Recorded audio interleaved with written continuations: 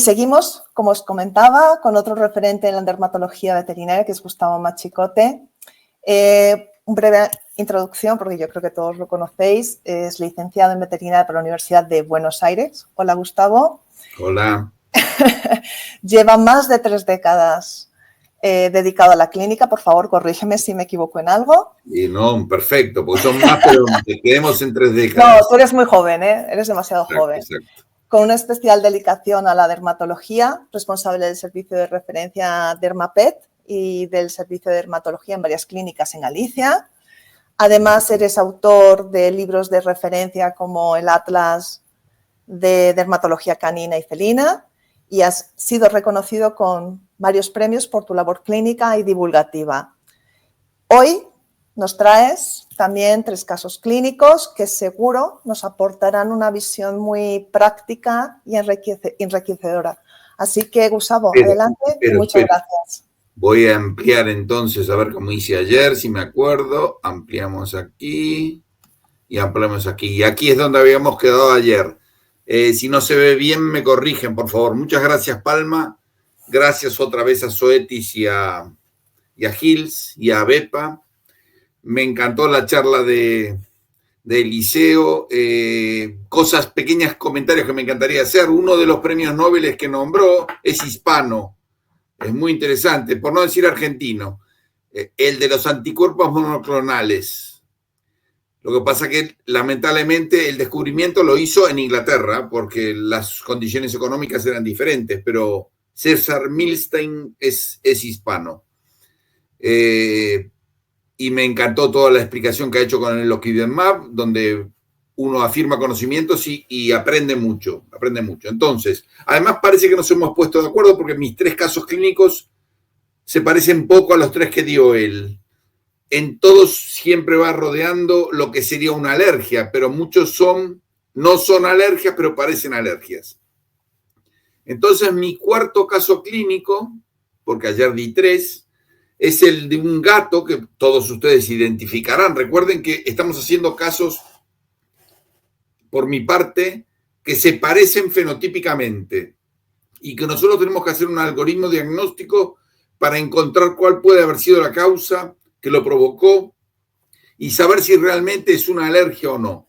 Entonces, estos son gatos que tienen dermatitis miliar y ya no tiene pulgas. Entonces, al principio, la dermatitis miliar muchas veces se asocia con pulgas.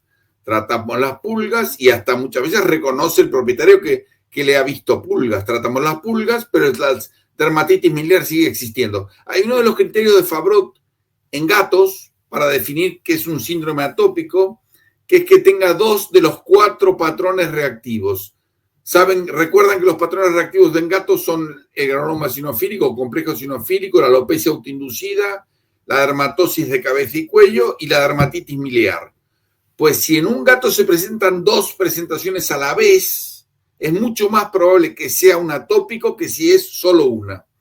En este caso era dermatitis miliar. Entonces, vino por esto al principio, esperamos que mejorara y la cosa parece que no funcionó y seguía.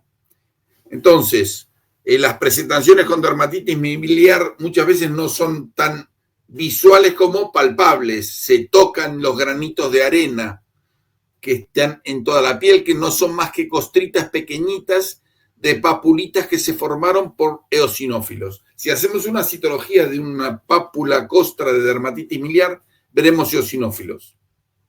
Acá vemos varias fotos donde hay dermatosis con alopecia y en muchos casos pequeñas costritas que son lo que demuestra que tiene lo que se llama el cuadro de dermatitis miliar. Entonces, volvemos a hacer como hicimos ayer en nuestros casos clínicos. Es fundamental la anamnesis. Yo tengo que recordar que cuando son jóvenes es más frecuente parásitos, cuando tienen edad media, joven, alergias, mediana, endocrinología o inmunomediadas y mayores de 8 años principalmente neoplasias. Algunas razas tienen más tendencia a las dermatitis miliares. Se habla de que genéticamente hay razas más predispuestas, sobre todo los siameses. Los hábitos, es fundamental saber si el gato vive indoor o outdoor, si hay más animales, si están afectados los propietarios o no. Mucha gente le cuesta creer que un gato pueda tener pulgas si nunca ha salido de su apartamento. Les cuesta entenderlo, como además es difícil ver la pulga en un gato, a la gente le cuesta creerlo. Nosotros tenemos que siempre recomendar dar tratamiento de pulgas. Las tenga o no las tenga, estemos seguros o no estemos seguros. El animal tiene que recibir tratamiento de pulgas todo el año.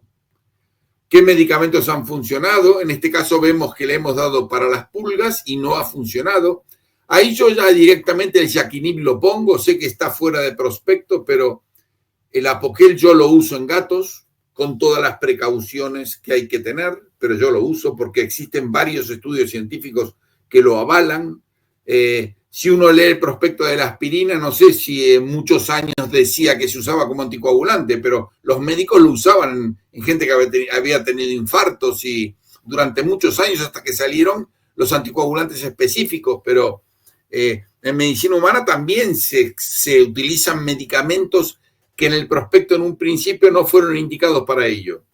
Lo que pasa es que el ocalcitinib además tiene un problema de especie, no solamente de indicación terapéutica, sino que no es para gatos en principio. Pero en definitiva sí funciona en un alto porcentaje de gatos. La dosis es un poquito más alta que en el perro, pero funciona en un alto porcentaje de gatos. Lo que sí es una locura es poner los Kibemab en gatos, eso sí, porque ahí provoca un efecto de rechazo inmunitario porque está caninizado. Entonces estamos metiendo proteínas caninas en un gato, por eso no se puede utilizar. Con respecto al historial de enfermedades, es importante saber si ha tenido pulgas, no ha tenido pulgas, para ver por qué tiene esa dermatitis miliar. Sobre todo ver en humana si las personas han tenido ronchas, aunque no las hayan tenido, si es que están viviendo en una casa que habitan todo el año o solo en el verano. Las pulgas son capaces de saltear todo un año y esperar a que vengan los dueños el verano siguiente en un apartamento. Yo lo tengo muy comprobado. Se mantienen en formas juveniles, de huevos o larvarias, y cuando viene el propietario en el siguiente verano con sus animales, vuelven a atacar. Y después los antiparasitarios externos, como siempre hemos dicho, mucho mejor los que tienen acción sistémica. Es decir, los que van vía sanguínea distribuyéndose por el cuerpo. Y ni hablar de las isoxazolinas, que son excelentes. Bueno, las lactonas macrocíclicas pueden ser muy buenas también, ¿eh? No digo que no lo sean, pero en este caso, por ejemplo, la isoxazolina cubre más en general. Entonces, los síntomas generales de gatos con dermatitis miliar suelen ser que se acicalan, muchas veces se acompaña de tricorrexis, afecta en general todo el cuerpo, pero mucho más el dorso y la cola. Y la propietaria, por ejemplo, en este caso, me dijo que tenía un eczema. Esto es muy importante. No digo que nosotros tengamos que meternos en la parte médica de humana, pero si conocemos lesiones en medicina humana y vemos esto, la verdad que nos puede ayudar mucho. Que no quiere decir que sea por culpa del gato, ¿eh? Hay una costumbre, por lo menos en España, de muchos médicos de que cuando hay este tipo de enfermedad en un ser humano, enseguida preguntan si tiene gatos. Es verdad que los gatos pueden ser portadores inaparentes de esta enfermedad, pero no tiene por qué ser el gato el productor de este problema. Entonces, las respuestas que nos comentó el dueño, tutor, propietario, responsable, daddy, eran: este gato tuvo pulgas, pero ahora ya no las tiene y los granitos siguen. Se pastorea el pelo de los lados. Tiene cerumen en los oídos. La inyección de cortisona parece que le hubiera calmado algo. Le pongo Positón, que es una crema que hay aquí, que en otros países tal vez tendrá otro nombre, que es bastante parecida al Panolog de veterinaria, que ahora, por ejemplo, no lo hay. Ya le dimos pienso hipoalergénico y no le hizo nada. Habrá que ver qué pienso hipoalergénico. Ayer lo hemos visto. Tenemos que estar seguros de que ese pienso hipoalergénico es hipoalergénico realmente. Entonces, aquí vendría mi pregunta con respecto a este caso. Si tenemos en cuenta que hay patrones reactivos que se producen en los gatos alérgicos, ¿cuál de estos 5 les parece que no coincide con un gato alérgico? Esta sería la pregunta. ¿Cuál les parece que no es de un gato alérgico? Y si lo vemos, no sería compatible con un gato alérgico. Bueno, Gustavo, vamos a esperar a ver qué nos responden nuestros compañeros. Por ahora no tenemos votación. Ahora empezamos con las votaciones. En primer lugar, nódulos en dorso y lomo. Se mantiene en primer lugar. Perfecto. Al 100%. Perfecto. Es decir, que yo creo que ya el 100% claro, es nódulos. me parece excelente. Muy claro. Además, es uno de los criterios excluyentes de Fabrot, nódulos de dorso y lomo. Me gustó mucho la pregunta que le hicieron a Eliseo de cuáles son criterios excluyentes de perros de Fabrot que excluyen una dermatitis atópica, y Eliseo contestó perfectamente: los márgenes de la oreja afectados y el dorsolomo, porque uno es sarna sarcóptica y el otro es pulgas. Las excepciones a esto, que sí existen y ustedes verán mucho, es que el bulldog francés muchas veces con atopia tiene afecciones de los márgenes de la oreja. Entonces, eso es una excepción al criterio de Fabrot. Y otra excepción al criterio de Fabrot en perros es que el pastor alemán es una raza que bastantes veces tiene afectada la zona dorsolumbar como si fuera pulgas y es dermatitis atópica. Entonces, esas serían las dos excepciones de dos razas donde clásicamente veremos, seguro que ustedes lo están pensando ahora, el bulldog francés con toda agrietada de los bordes de las orejas. Y no tiene sarna, tiene atopia. Bueno, entonces, ¿qué pruebas harían a este gato que ya no tiene pulgas y sigue teniendo dermatitis miliar? Si miramos esto, aunque parezca que no, a veces la dermatitis miliar se puede presentar en otras enfermedades no alérgicas. O sea, la dermatitis miliar es típico de un gato alérgico, pero no siempre. Hay enfermedades ni alérgicas ni parasitarias que pueden dar dermatitis miliar. Por ejemplo, la dermatofitosis. Una dermatofitosis felina puede dar una dermatitis miliar y puede dar picor igual que una alergia. Entonces, estemos seguros que lo que estamos viendo no es un dermatofito. Además, el gato es un animal complicado para diagnosticar la dermatofitosis porque puede tener muchas presentaciones clínicas. Esto es exactamente como se ve un gato con una lámpara de Wood, donde vemos exactamente los pelos y las raíces de los pelos, que es donde tiene que afectarse, fluorescentes. Acá lo ven bien. O sea, esto nos ayuda muchísimo a ver que el gato padece una dermatofitosis por Microsporum canis, que es el 90% de la dermatofitosis de gatos. Entonces, este caso era interesante para que vean que puede haber picor y puede haber presentaciones clínicas típicas de alergia y no son ni alergia ni pulgas.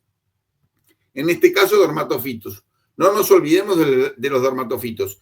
Y no nos olvidemos de una de las frases que comentó el propietario, que decía que tenía mucho cerumen en los oídos. Cualquier inflamación puede provocar mucho cerumen en los oídos porque el oído no deja de ser piel con glándulas. Entonces las glándulas producen más de lo normal por un tema defensivo. Pero en el caso de las dermatofitosis es bastante frecuente que una dermatofitosis pueda dar reacciones dentro de los oídos, en el gato. Entonces, ¿qué podemos aprender de este caso? Por ejemplo, esta foto que ven aquí de este gato es mucho más sugestivo que una dermatitis miliar. Acá vemos mucho más probablemente que sea un dermatofito. Da grima hasta tocarlo este gato. El pobre hombre acá sin guantes. Pero depende mucho de la inmunidad de cada uno. Una persona puede tocar a un gato con hongos y no se contagia nunca. Bueno, esto tiene mucho aspecto de dermatofito, este caso. Entonces, ¿qué podemos aprender de este primer caso? Que no todas las dermatofitosis son tan evidentes en los gatos. Que los indoor a veces pueden coger dermatofitos geofílicos, es decir, un gato puede contagiarse de dermatofitosis desde una maceta que viene contaminada a la tierra. Por ejemplo, acabamos de comprar una planta y en esa planta, en la tierra, existen un tipo de dermatofito que suele ser el Microsporum gypsum, que ahora tiene un nuevo nombre que no me acuerdo, que vive de restos orgánicos que puede haber en la tierra, o puede haber pelos también del perro o del gato que tenía el que vendió la planta. Lo mismo que las pulgas pueden entrar en una casa sin necesidad de que el gato salga del piso, lo puede llevar uno en la ropa. Por eso en la anamnesis es importante hablar con el propietario, tutor, y preguntarle hasta de qué trabaja, qué hace los fines de semana, porque por ahí te enteras de que es un voluntario que va a una protectora a ayudar a perritos y gatos. Y eso es típico de traer pulgas a casa. Bueno, recordemos que esto es una zoonosis. Recordemos que la lámpara de Wood se tiene que ver en el nacimiento del pelo pegado a la piel, no en las puntas. En las puntas se puede ver cuando ya está en proceso curativo, pero tengamos cuidado porque los iodados y las costras de la descamación pueden dar una especie de positividad que nos hace confundir. Y recordemos que a veces los dermatofitos pueden provocar alergia también, porque los dermatofitos producen unos enzimas que son queratolíticos para comerse parte de la queratina de la piel o del pelo, y esos enzimas son proteínas alergénicas. Entonces, hay un cuadro de hipersensibilidad mezclado con la dermatofitosis. Y encima muchos de estos gatos se tratan con cortisona para evitar que se rasquen, cosa que favorece más al dermatofito. Así que en este caso tendríamos que buscar antipruriginosos que no inhibieran tanto la inmunidad. Por ejemplo, antihistamínicos, por ejemplo, clacitinib. Bueno, eso fue el caso número 4, por mi parte. Espero que más o menos lo hayan visto como algo, como una ayuda más, una idea más de que no nos olvidemos que los patrones reactivos que parecen alérgicos a veces no son por alergia. Esta es otra frase que encontramos mucho también en otro caso clínico, donde me dicen que mi perro mejoró mucho del intestino, pero se sigue rascando. Este es el típico perro que viene a la clínica y nos dicen que se rasca mucho y que siempre arrastra el culito, o la colita, como se diría en América, se rasca las orejas, se rasca la boca y sus heces son blandas, frecuentes, mucoides, gases, borborismos. Entonces ya enseguida nuestra cabeza se va a alergia alimentaria o ambiental con alimentaria. Entonces, cuando a este perro le damos dieta de eliminación, una dieta hipoalergénica real, hidrolizada, como el ZD, por ejemplo, el perro en general esperamos que mejore del intestino y de la piel. Pero algunos perros, seguramente todos los clínicos que me están escuchando coincidirán, mejoran mucho del intestino, pero no de la piel. Eso puede tener varias explicaciones. Entonces, por ejemplo, el picor de la boca, la queilitis, el picor de las axilas, bueno, generalizado, como todo perro atópico. Las zonas de la boca, todas eritematosas, las zonas podales muy afectadas, como vemos aquí. Se ve claramente.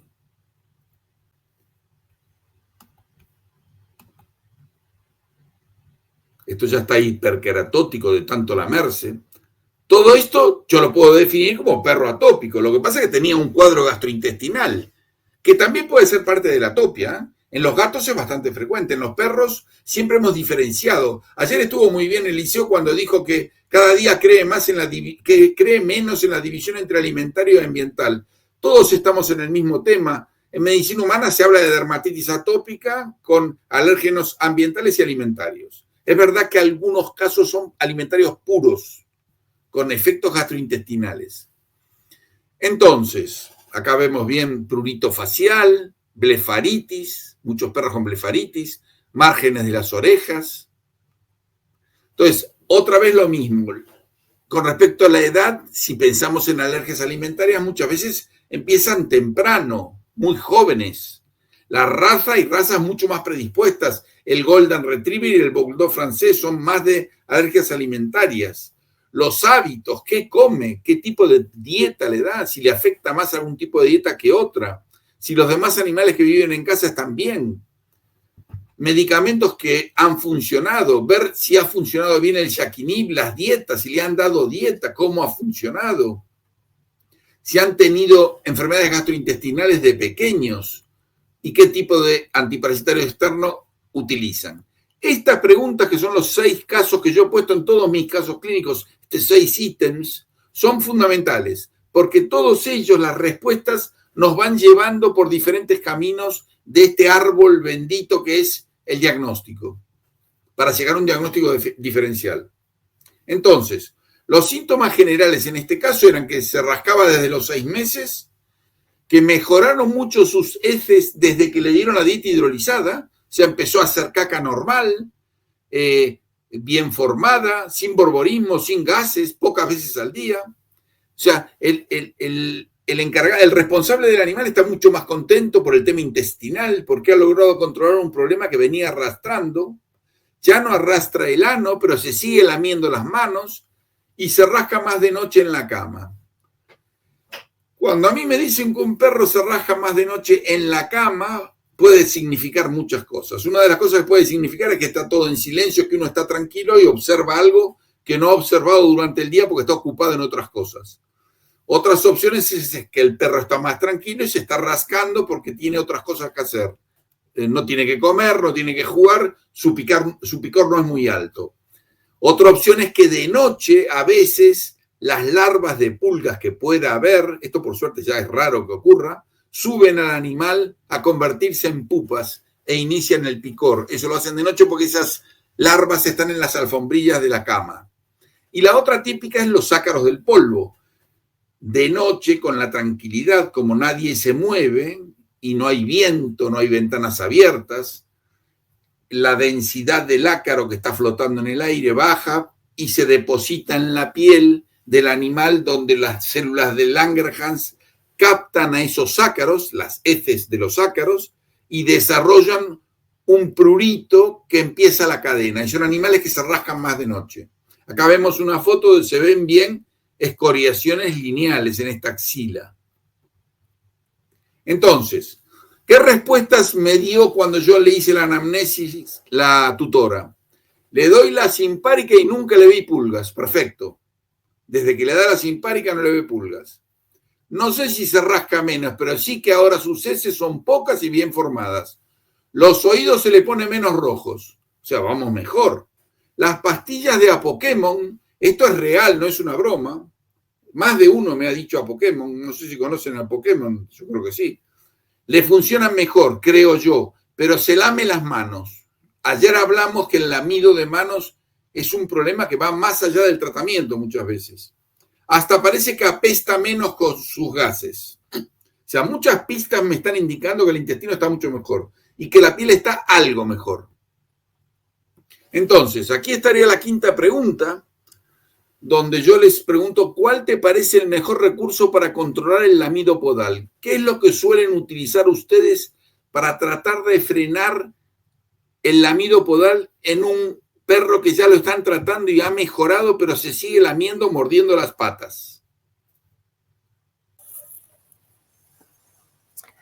Hola, Gustavo, de nuevo. Vamos a ver. Son 5 opciones.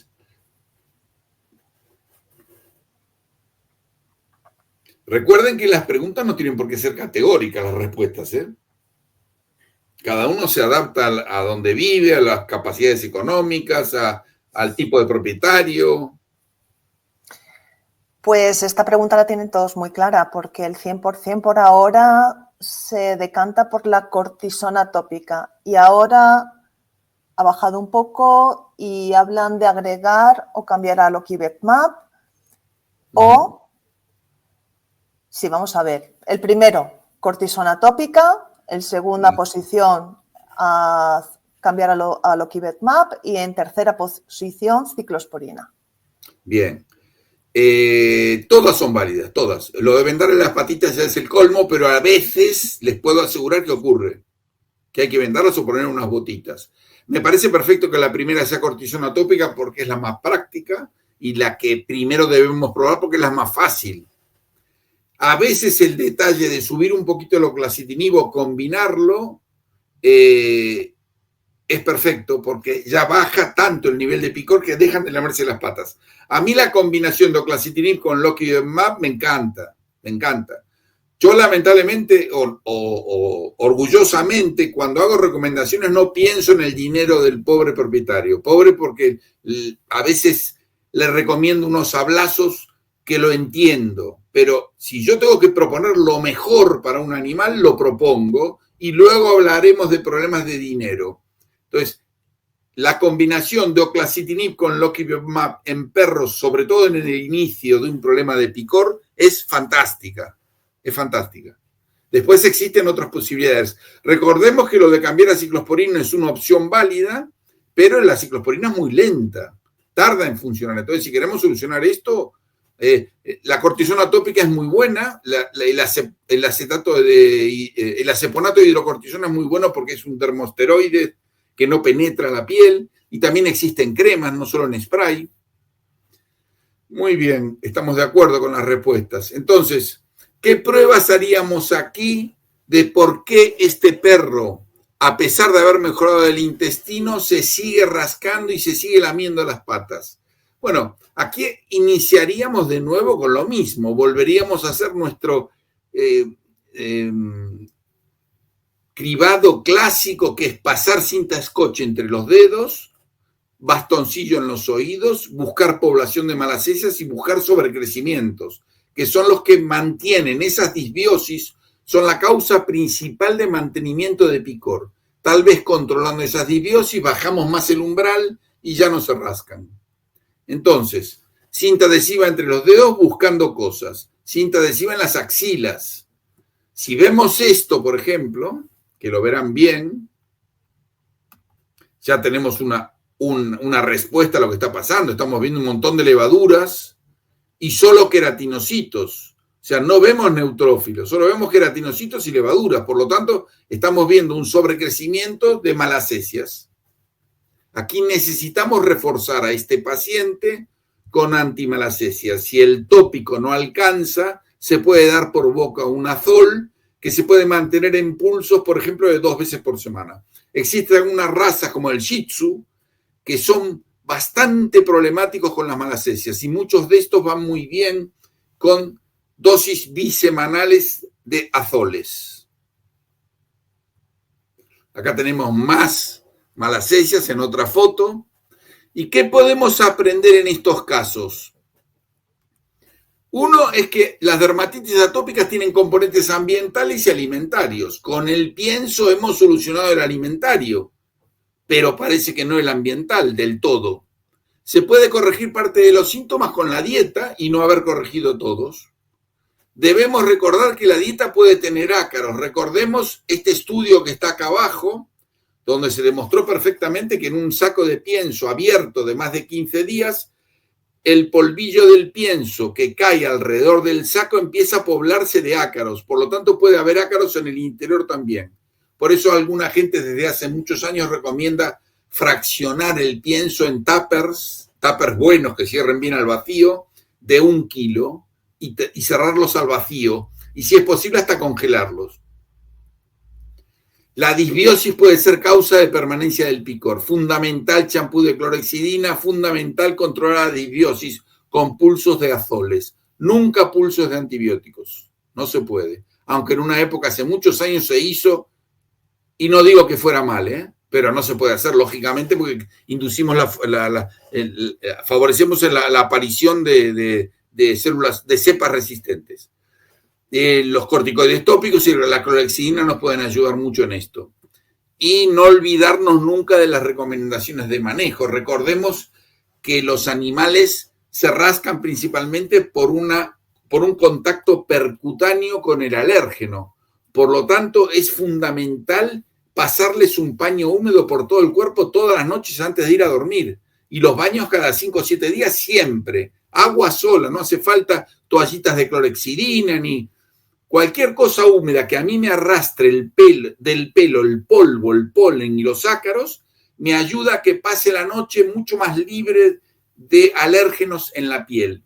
Tanto es así que es recomendable en los perros que se pueda cortar el pelo cortito, porque tener el pelo cortito en estos animales hace que sea mucho más fácil la actuación sobre esa piel, la limpieza, los paños húmedos, el erradicar los ácaros del pelo. Lógicamente hay razas con pelo largo que tienen una cámara que les permite amortiguar el calor y el frío, y es muy importante no cortársela ese pelo, pero en algunos casos desesperados, yo he tenido pastores alemanes que les corto el pelo, se les deja un penacho en la cabeza y la cola para que queden más bonitos, pero mejoran haciendo eso. O sea, a veces hay que recurrir a métodos un poco frikis, que están fuera de lo normal, pero es así.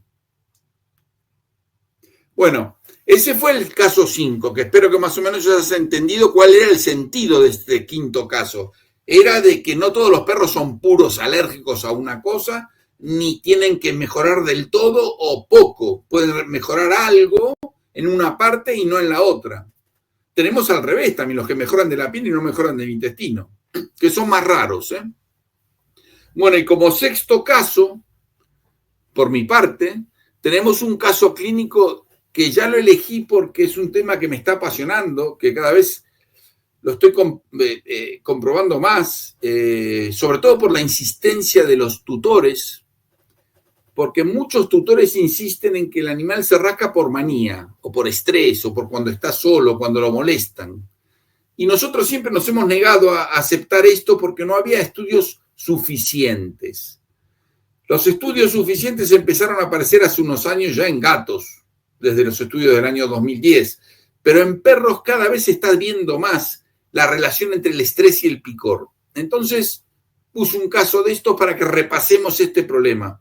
Caso clínico de alopecia autoinducida felina. ¿Existe la causa etológica? Es decir, ¿existe el gato que se arranca el pelo solo por estrés, sin nada orgánico? Tenemos muchos aspectos fenotípicos del arrancamiento del pelo. Tenemos gatos que se arrancan de un solo lado, tenemos gatos que se arrancan de forma simétrica. Todo esto se confirma porque el pelo está roto, viéndolo a la tricografía, y la piel en general está muy sana, macroscópicamente. Acá vemos otro. Si hacemos tricografía, veremos el pelo roto, deshilachado. Recuerden que la lengua del gato es una herramienta impresionante porque es un papel de lija prácticamente. Tiene esas espículas tienen una capacidad de arrancar y romper que agravan todas las lesiones. Y cuando son eosinofílicas, peor, porque la colagenólisis del eosinófilo se agrava con el traumatismo de la lengua. Si hacemos dermatoscopia, veremos pelos rotos en su nacimiento. Y volvemos a lo mismo de siempre, la anamnesis fundamental, los datos de filiación, la edad. Un cachorro es rarísimo que tenga estrés y alopecia. Tiene que haber ciertos desencadenantes que vayan llevándome a pensar que hay algo que lo está estresando. La raza, no existe que yo sepa, que recuerde, sí que existen líneas genéticas, pero razas que específicamente sean más etológicamente más problemas. Si me escucha un etólogo va a decir que estoy diciendo un error, y es verdad. Hay alguna raza abisinia y siamés que pueden tener más predisposición a este tema. Los hábitos, es muy importante ver cómo vive el gato, dónde vive el gato, de qué dispone, de qué herramientas dispone, de qué ambiente dispone, porque esto es clave para su equilibrio mental. Por ejemplo, si juegan mucho con un láser, le están haciendo daño porque lo frustran. Medicamentos que han funcionado, ¿cuál le fue bien? Por ejemplo, si le fue bien el corticoide, ya pienso en alergias o en otro tipo de picor, no en estrés. Siempre recuerden que puede haber las dos cosas juntas en un animal, ¿eh? Hay que ver si tuvo enfermedades anteriores que pudieran haber afectado a humanos o que puede haber tenido parásitos y el tipo de antiparasitario. En este caso, lo más importante es ver cómo es su casa. Tanto es así que los etólogos van a tu casa a ver al animal. A mí, con que me lo describan, yo tengo ciertas pautas con las que conozco si el gato tiene que pelear para conseguir sus recursos o competir. Por ejemplo, si solo hay un arenero y hay 3 gatos, ya están compitiendo por un recurso. Eso provoca estrés. Aunque no lo manifiesten con peleas o gritos, el gato se reprime mucho, se mete abajo una mesa y se arranca el pelo. En vez de ir a hacer pis al arenero, se arranca el pelo. Entonces, Los síntomas generales típicos son alopecias en general simétricas. Cuando la alopecia sea asimétrica, busquemos dolores también, ¿eh? Recordemos las cistitis intersticiales en los gatos que se lamen mucho el abdomen. Recordemos que un dolor ortopédico puede dar alopecia en una zona que le está doliendo. Veremos los pelos rotos en el microscopio. No veremos eritemas ni costras. Y a veces vemos que se acicalan compulsivamente y pueden vomitar pelos o tener fecalomas que los palpamos o los radiografiamos. Entonces, en la anamnesis las respuestas que hemos obtenido son que los corticoides no le hacen nada. Esto ya es muy preocupante, que un gato se arranque el pelo y no mejore con corticoides. A veces recordemos que hay corticoides que no funcionan muy bien. Por ejemplo, si le dieron prednisona, está clarísimo que está mal. Hay que dar prednisolona, ¿no? Prednisona por un tema de metabolismo. Pero hay gatos que no responden a la prednisolona y sí a la dexametasona. Creo que ayer lo comenté un poco. Los miembros de la familia están todos bien, me comentan, ninguno tiene problemas. Todos los meses le ponen la pipeta, o sea, podríamos descartar pulgas. En principio, ¿qué pipeta hay que saber? Nunca tuvo enfermedades que sepamos y me dicen que desde que me separé de mi pareja lo tenemos un tiempo cada uno en nuestras casas, pero en las dos casas tiene todo a su disposición. El gato dispone de todo lo que quiera, tanto en la casa de la mujer como en la del hombre o de la pareja. Entonces, la sexta y última pregunta que les voy a hacer es: ¿cuál te parece mejor recurso para iniciar el algoritmo diagnóstico? Si yo tengo un gato que me viene con esta alopecia, ¿qué es más importante? ¿Una buena anamnesis, ver respuesta a corticoides, comprobar si hay otros patrones reactivos, tratar las pulgas al menos 6 meses o un collar isabelino? A ver la respuesta. Acá son un poco trampa las preguntas, porque no todas están mal y depende cómo empiece el caso, puede elegirse una u otra. Hay una de las respuestas que es clásica, que nadie la puede discutir. A ver, palmas si contestan.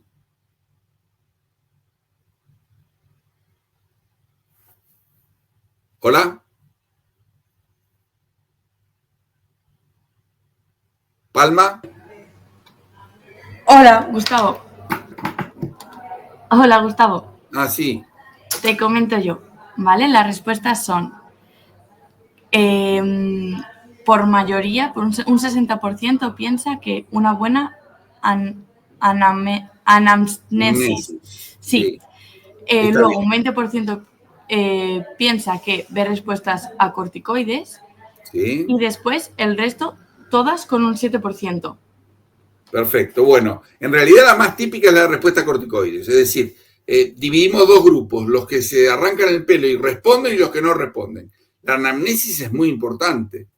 Y tratar las pulgas mucho tiempo es fundamental. No vale la pena con una pipeta de pulgas de un mes, porque puede seguir habiendo formas juveniles en la casa y con una sola pipeta no alcanzamos a eliminar el entorno.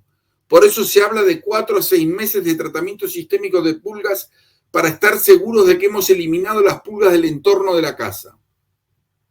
El collar isabelino es típico cuando uno no tiene ni idea de por qué se arranca el pelo, pero es triste, tenemos que intentar solucionarlo.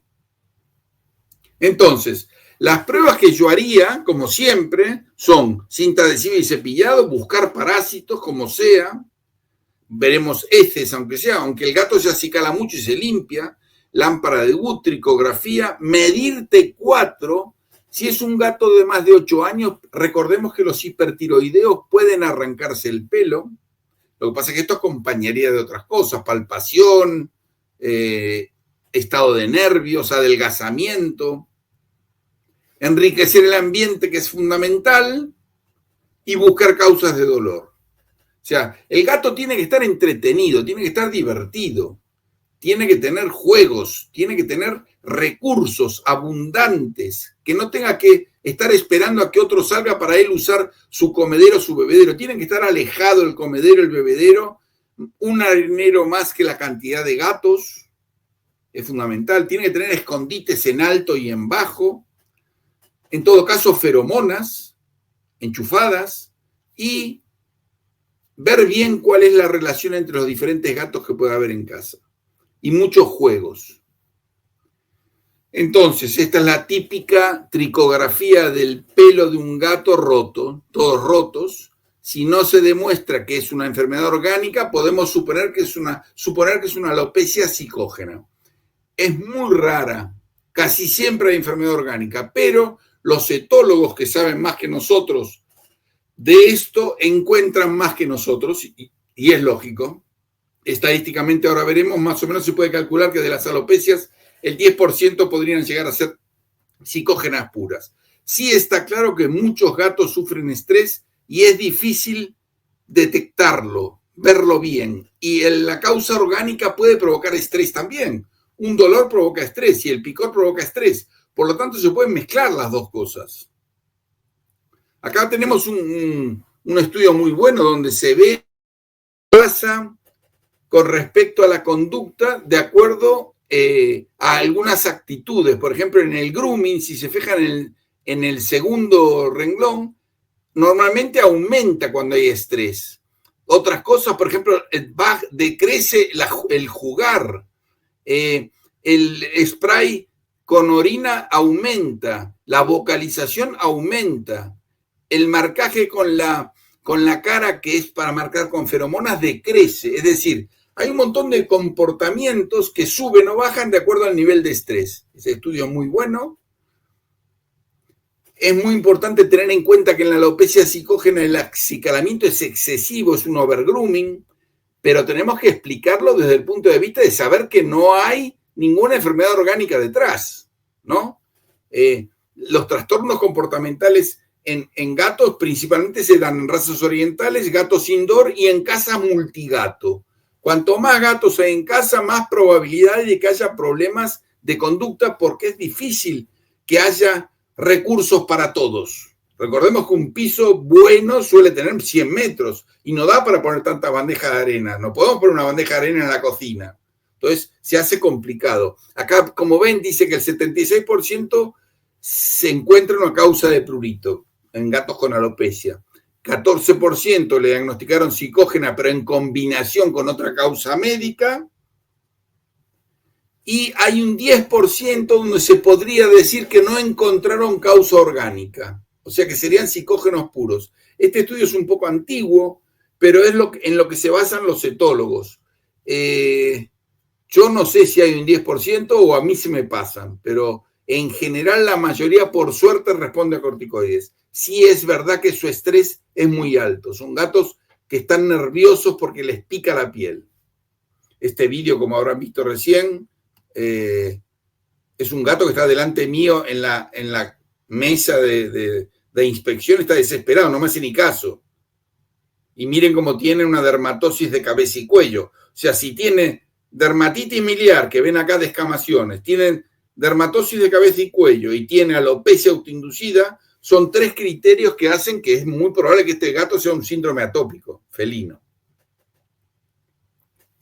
Entonces, las pautas específicas que tenemos que hacer para solucionar este problema vendrían en frenar el estrés, evitar que el gato viaje, por ejemplo. El viaje provoca estrés, entonces si podemos ir a verlo a la casa, mejor. Habrá que modificar las conductas y explicarle a los propietarios qué significa que un gato se sienta bien y qué significa que un gato se sienta mal. Por ejemplo, un gato se siente bien cuando viene a pasarte su cara y su cuerpo entre las piernas y te enrolla con la cola. Al gato le molesta que venga gente desconocida, le molestan ladridos en la casa de al lado. Existen varias pautas que tenemos que ir dando. Y existen medicamentos como la fluoxetina, la clomipramina y la amitriptilina, que son las que más se están usando. Ahora la fluoxetina parecería que es una de las que mejor está yendo. Yo todo esto lo he hablado con etólogos, tengo amigos etólogos y me lo van comentando. Hay una relación muy estrecha entre la etología y la dermatología. Recuerden que el origen embrionario del sistema nervioso y la piel vienen del mismo lugar. Y la piel es el órgano más expuesto en el cual se pueden manifestar más los trastornos psiquiátricos. Y los animales los tienen. Esto es muy importante, este cuadro, este trabajo, esta publicación del Feline Medicine, porque da todas las directrices, las recomendaciones que tiene que haber para que un gato esté a gusto en su casa. Y lo que podemos aprender de este caso donde estamos terminando es que existen alopecias por estrés primario, sí existen, son pocas pero existen, que siempre hay que descartar las causas orgánicas, esto no es fácil, el primer camino es ver respuesta a corticoides, que se requiere una anamnesis muy detallada, que hay que tratar las pulgas aunque no sean visibles. Esa foto que ven a la derecha es como una rueda de hámster, pero hecha para gatos, que la hace un cliente mío que me vino con abisinios y tiene varias razas, y con esto les encanta estar ahí corriendo. Es preferible contar con recursos adicionales, o sea, tienen que tener muchas cosas para jugar, tienen que tener catnip, tienen que tener hierba para comer. El gato es un rey en la casa y como tal hay que tratarlo. Los etólogos pueden ser una excelente opción cuando vemos que la cosa no funciona. El etólogo es el que más sabe de sus problemas de conducta, así que tenemos que hacerle mucho caso. Entonces, fíjense cómo un gato le puede encantar divertirse y moverse bien. Bueno, y aquí más o menos hemos terminado. Muchas gracias. Mi último caso clínico, aunque no eran de alergia específica, parecen alergias. Por eso me gustó insistir en este tema. Muchísimas gracias, Gustavo, por compartir de verdad tu experiencia y estos casos tan interesantes. Vamos a unas breves preguntas porque no nos va a dar tiempo a mucho más. Perfecto. Vamos a empezar con Javier. Si el alergeno penetra por la piel, cortar el pelo, que ejerce una barrera física y protectora en un atópico, no será contraproducente. ¿Es preferible la sugerencia del paño húmedo? Con el pelo. Sí, es muy discutible este tema. Tiene razón, su razonamiento es muy bueno y yo lo he hecho también. El pelo hace de una cobertura que previene la entrada de partículas, pero también las acumula. Claro. Recuerden que el dueño en su momento rasca el pelo, lo acaricia y todo ese pelo va reteniendo polvo. Aunque forme la capa, la cámara, esa cámara no amortigua todo, se acumula también. Es discutible, es verdad. Conozco compañeros que dicen que jamás le cortarían el pelo a un perro que tiene, por ejemplo, a un perro de aguas, porque la cámara que forma el perro de aguas en su piel es un gran amortiguador de cambios de temperatura. Es verdad. Pero si el perro es muy alérgico, la mejor forma de que actúe un champú y que actúe un tratamiento tópico es cortándole el pelo. No digo al cero, dejarle 1 centímetro. Que sea más fácil de limpiar o de eliminar los alergenos. Estupendo. Claro. Mira, esto es una buena pregunta. ¿Qué dosis utilizas tú de oclacitinib en gatos? Yo no digo nada. 1 miligramo kilo. Depende también cómo encaje la pastilla con el peso del animal, ¿no? Pero puede ir entre 0,8 o 1 miligramo kilo. Empiezo 2 veces al día. Cuando veo que va funcionando bien, bajo a 1 vez al día. Estupendo. Y ya para finalizar, porque es la última pregunta que te puedo hacer, que se nos va el tiempo. ¿Se puede ver dermatofitosis con una luz ultravioleta que no sea una lámpara de Wood? No, la de la discoteca no vale. Tiene que ser la lámpara de Wood porque tiene la longitud de onda justa.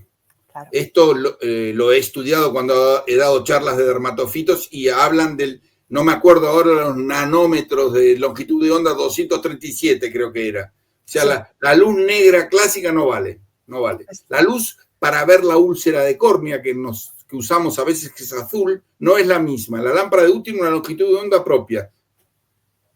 Muchísimas gracias, Gustavo. Se han acabado las preguntas, se ha acabado el tiempo. Perfecto. Pero muy interesante. Mil gracias por compartir con nosotros.